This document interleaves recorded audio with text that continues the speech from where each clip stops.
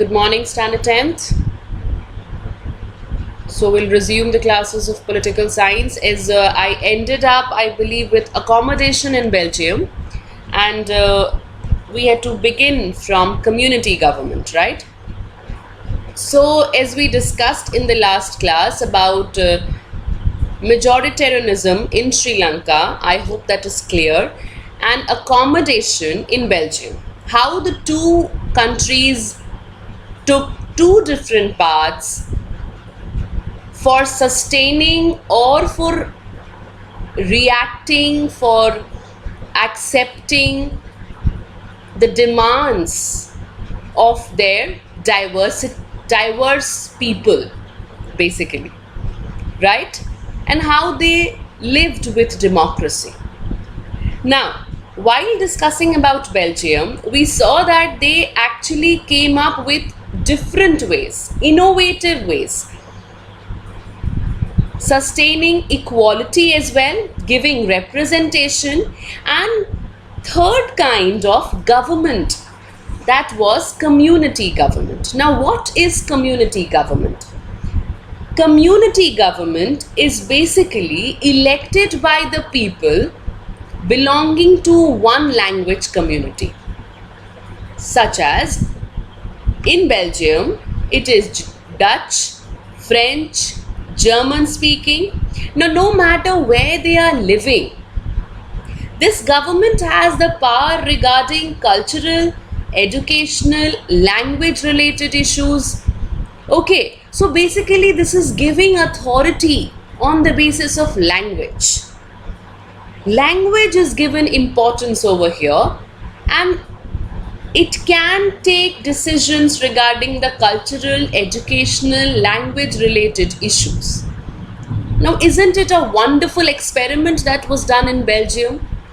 In order to recognize, in order to consider the diversity, the demands of these people, right?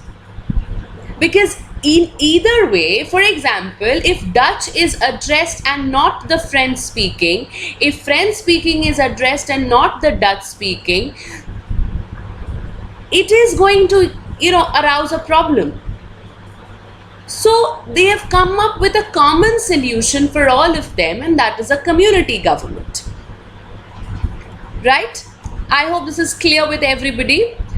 Now let's come to the next thing. That is the importance of power sharing. Now, this experiment of community government was, all of us, we find it very complicated, because if you think about implementing it in India, do you think it is possible? We have not just one language, we have more than 10, 20 languages over here. So if such a government is going to be formed here, it gets very complicated. Even for people living in Belgium also it is complicated. But somehow these arrangements have worked well. They help to avoid the civic strife between the two major communities. And when many countries of Europe, they came together to form the European Union, Brussels was chosen as its headquarters. There must be some fruitful reasons, right? So basically, what do we have learned from these two stories? Both are democracies, yet they are dealing with the question of power sharing differently, don't they? So in Belgium, leaders have realized that the unity of the country is important. You must respect the feelings and the interest of the different communities. And that is why there are arrangements of power sharing. Whereas in Sri Lanka, that's a contrasting example. That's a different example. Nobody would take lessons from Sri Lanka if they'll hear the story of Sri Lanka and Belgium together. It shows us that a majority community wants to force its dominance over other and refuses to share the power, undermining the unity of the country. Whereas in Belgium, the unity is given importance, the preference. Okay. Now this brings me to the importance of power sharing. Why is power sharing important? Why Sri Lanka didn't realize that? Now I'll give you two sets of reasons. Okay, prudential reason, whereas moral reason. Now, what is prudential reason? Prudential shows basically the care. Okay, whereas moral reason, this is concerned with the principles of right and the wrong behaviors. Okay, now if I talk about prudential reason, now power sharing is good, but why it is good?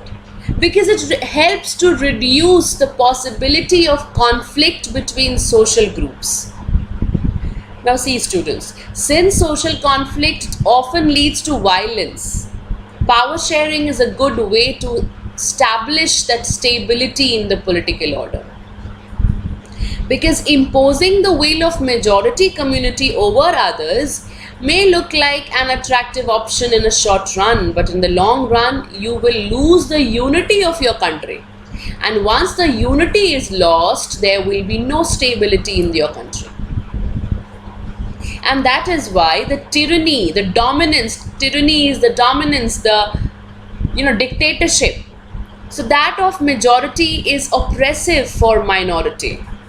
It will always undermine the unity of the nation. Now let's come to the moral reason.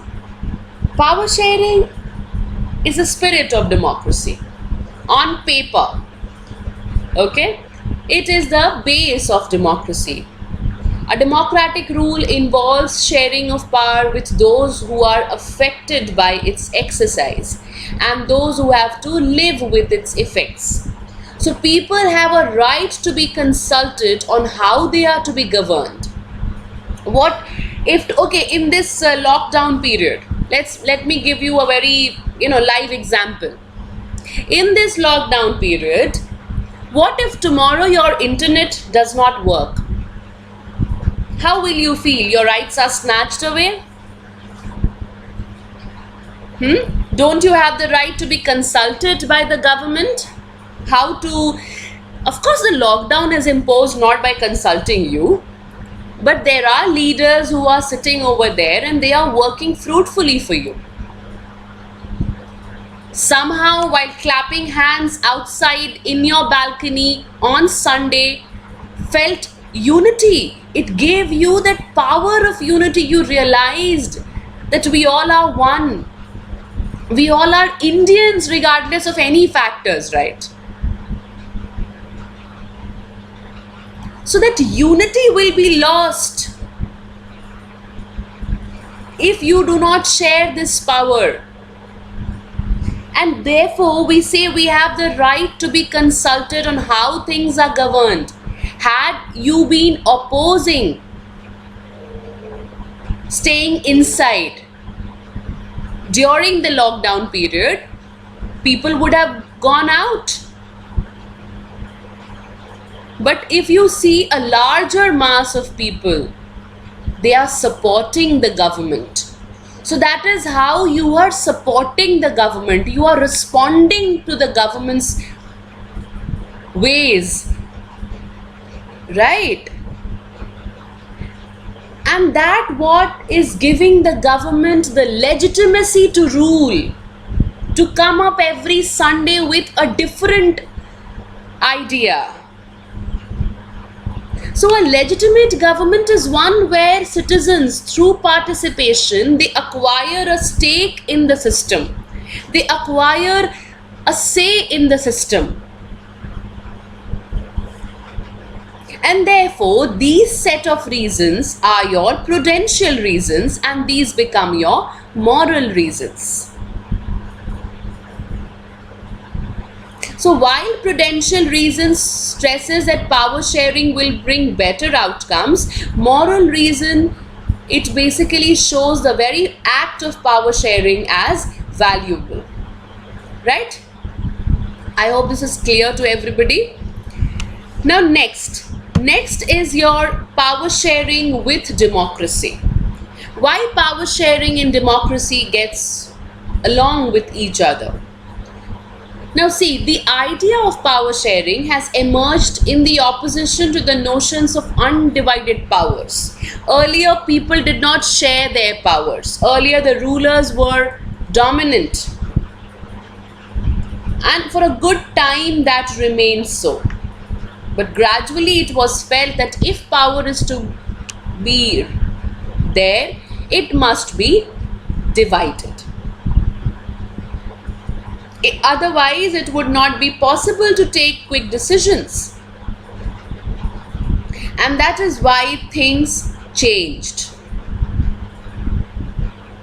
The coming of democracy changed such notions that power should not be divided, it should rest with one person.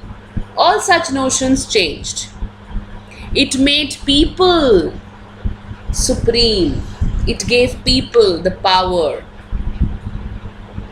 making them the real source of all political order, for all political power. Now here all should be double L, okay? Sorry for this. That's just a typing mistake. Okay, so everyone has a voice here in shaping the public voices, and that is how power sharing came up through people. Power in democracy started to be shared, and people ruled themselves through institutions of self-governance. In a good democratic government, with due respect to diverse group and views, the society works. Everyone has a voice, and you see a democracy with political power should be distributed among as many citizens as possible. Now, how is this power distributed? Through what sources?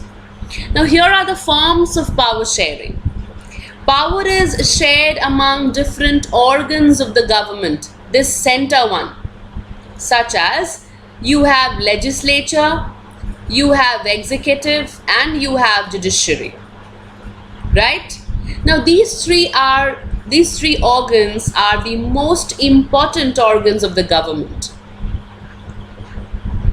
Their powers are distributed, and it ensures that none of the organs exercise unlimited powers. One always checks the others, and that is why they work through the system of checks and balances. Even though ministers and government officials exercise power, they are responsible to the parliament, state assemblies as well. And probably that was, you must have studied about this in your previous class. They are responsible to the parliament or the state assemblies. How? Number of motions are there. There are no confidence motions, there are 0-hour discussion, adjourn, number of things. Although judges are appointed by the executive, but they can check the functioning of the executive or the laws made by the legislatures. So one organ over here checks the others, right? And that is how these three are checked by one another. They are not having unlimited powers. So they work through a system or an arrangement that is known as checks and balances. Clear? Now till here was how power is shared among different organs of the government. In the next class, we will be discussing about these levels of the government, okay? Different social groups that form part, right? Political parties, pressure groups, all these, okay? So till here, you revise, you learn, you do your assignments, and if you face any problem, please let me know, okay? So thank you for the day.